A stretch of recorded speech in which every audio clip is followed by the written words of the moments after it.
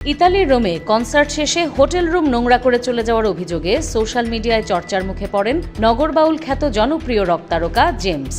অবশেষে এই বিতর্ক ও জরিমানা ইস্যুতে সংবাদ সম্মেলনে নীরবতা ভাঙলেন এই ব্যান্ড লিজেন্ড। গুঞ্জন ওঠে হোটেল রুম নোংরা রাখার কারণে পরিচ্ছন্নতা বাবদ 200 ইউরো জরিমানা সহ নানা অভিযোগ তোলা হয় জেমস ও তার দলের বিরুদ্ধে। তবে ব্যান্ডের ম্যানেজার রুবায়াত ঠাকুর জানান, যেই 549 নম্বর রুম নিয়ে অভিযোগ, সেখানে জেমস ছিলেনই না। বিষয়টি নিয়ে সংবাদ সম্মেলনে সরাসরি কথা বলেন জেমস। তিনি জানান, ওই রুমে ব্যান্ডের একজন তরুণ অতিথি গিটারিস্ট ছিলেন।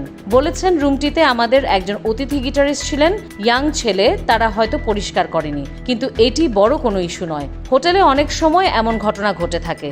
যদি হোটেল কর্তৃপক্ষ সত্যিই 200 ইউরো জরিমানা করে থাকে, তাহলে এটা এমন কি বড় ফাইন?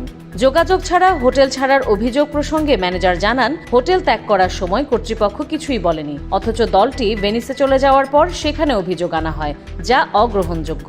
সোশ্যাল মিডিয়ায় ছড়ানো অপতথ্য নিয়ে আইনি পদক্ষেপ নেওয়ার কোনো ইচ্ছা নেই বলে জানান নগরবাউল। মানুষের কথা বলার স্বাধীনতা রয়েছে উল্লেখ করে বিষয়টি সহজেই এড়িয়ে যান তিনি। জেমস বলেন, এটা নিয়ে এত বড় কোনো ইস্যু করার দরকারই নেই। তারা করতেছে করুক, ফোন আছে, 2-4টা কথা লিখতেছে লিখুক, বাধা দেওয়ার কিছু নেই, তারা মন খুলে লিখুক।